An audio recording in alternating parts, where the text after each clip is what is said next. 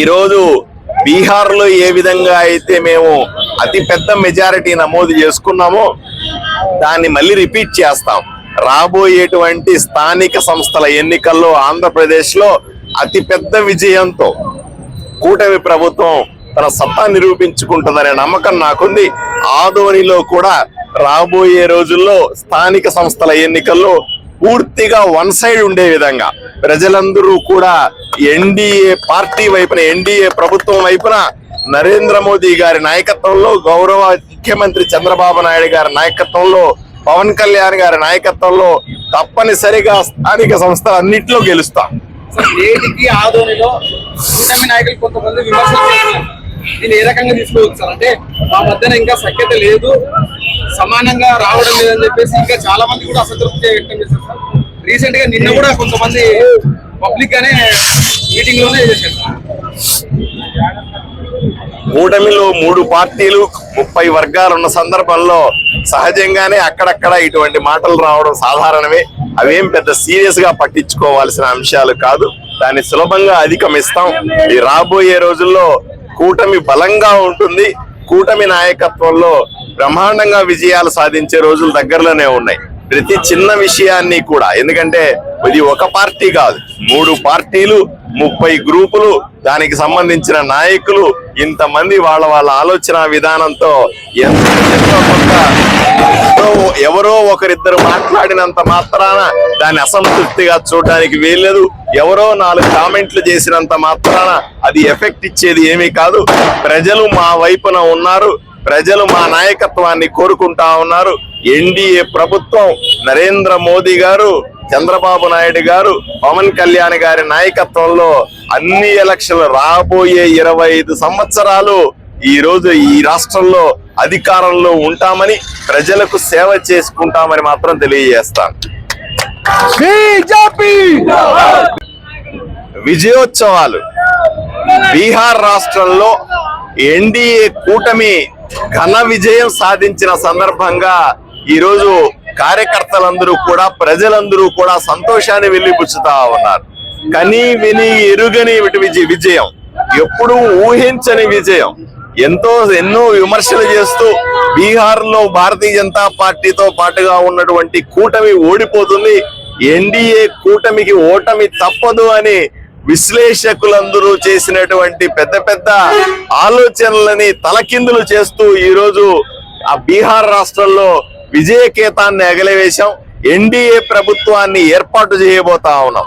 ఇప్పటికే భారతదేశంలో మేము 19 రాష్ట్రాల్లో ఎన్డీఏ ప్రభుత్వాన్ని నడుపుతా ఉన్నాం.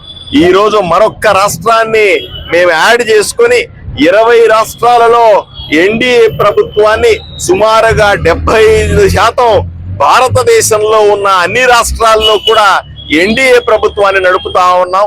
మా సత్తా ఏమిటో చూపిస్తా ఉన్నాం. మళ్ళీ ప్రజలు దేశంలో ఎక్కడ ఎన్నికలు జరిగినా, చిన్నదైనా పెద్దదైనా సరే, జై మోదీ అని నరేంద్ర మోదీ గారి ఈ దేశానికి ఇస్తున్నటువంటి నాయకత్వాన్ని ప్రతి ఒక్కరూ కూడా ఆహ్వానిస్తా ఉన్నారు. ఆయనకు మద్దతుగా నిలుస్తా ఉన్నారు. ఈ సందర్భంగా బీహార్ ప్రజలకందరికీ, ఆశీర్వదించిన దేశ ప్రజలకందరికీ కూడా మా కార్యకర్తలందరి తరఫున ధన్యవాదాలు తెలియజేస్తా ఉన్నారు.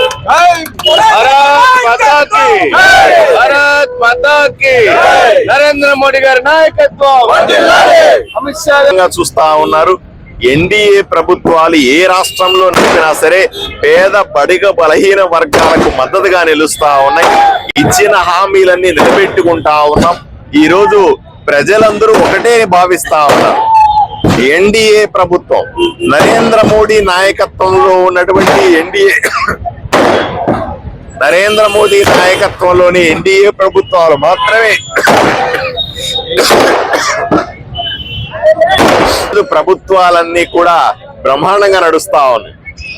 దేశ ప్రజలందరూ కూడా, అన్ని రాష్ట్రాల్లో ప్రజలు ఒకే మాట మీద ఉన్నారు, ఒకే ఆలోచనలతో ఉన్నారు. నరేంద్ర మోదీ నాయకత్వంలో ఉన్నటువంటి ఎన్డీఏ ప్రభుత్వాలు మాత్రమే ప్రజలకు మంచి చేయగలవు, ప్రజల్ని ముందుకు తీసుకెళ్లగలవు, దేశాన్ని అభివృద్ధి చేయగలవు, ఈ రాష్ట్రాలను అభివృద్ధి చేసి చూపించగలవని నమ్ముతున్నారు. కాబట్టి ఇంత పెద్ద ఎత్తున మాకు మద్దతు తెలుస్తా ఉంది. స్థానిక సంస్థల ఎన్నికల్లో కూడా ఇదే ఫలితాలు ఇలాగే ఉంటాయి నమ్ముతారా? ఎలా తీసుకోవచ్చు సార్?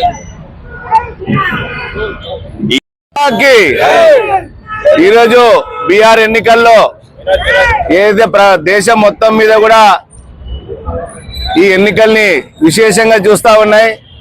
అటు లల్లు ప్రసాద్ యాదవ్ సంబంధించిన తేజస్వి యాదవ్ మరియు కాంగ్రెస్ పార్టీ చాలా ఘోరాతి ఘోరంగా అక్కడ ఉన్నటువంటి పరిస్థితులను ఏమార్చి 20 సంవత్సరాలు ఏమాత్రం పరిపాలన బాగాలేదని అవాకవు చవాకులు మాట్లాడి, అంతేకాకుండా ఏదైతే జంగల్ రాజు ఉందో మళ్ళా దాన్ని తీసుకువస్తామని చెప్పి ప్రత్యేకంగా చెప్పిన సందర్భంలో అక్కడ ఉన్నటువంటి ప్రజలందరూ కూడా ఈ యొక్క ఆర్జేడీ ఏదైతే మహాగఠబంధన్ అనేది ఉందో దాన్ని వ్యతిరేకించి, ముఖ్యంగా మహిళలు ఎక్కువ సంఖ్యలో ఓటింగ్ శాతాన్ని చూపించి అభివృద్ధి మాకు ఎజెండా, మోదీ మా నాయకత్వం, నితీష్ గారే ఈసారి ముఖ్యమంత్రిగా ఉండాలని చెప్పి ఈరోజు బీహార్ లో కనివిని ఎరగని రీతిలో మా అమిత్ షా గారు ఎప్పుడు చెప్పారు 160 దాటాలనుకున్నప్పుడు దానికి తగినట్టు ఇంకా 200 పైచీలకు సాధించి రికార్డు స్థాయిలో ఈరోజు అక్కడ విజయాన్ని సాధించిన ఘనత ఎన్డీఏ మిత్రపక్షాలది. అంతేకాకుండా ఇక్కడ ఉన్నటువంటి మన యొక్క మినిస్టర్ చంద్రబాబు నాయుడు గారు తనయుడైనటువంటి లోకేష్ బాబు కూడా ఒక 2 రోజులు వెళ్లి అక్కడ ప్రచారం చేసి యొక్క ఎన్డీఏ కూటమికి మద్దతు ఇచ్చి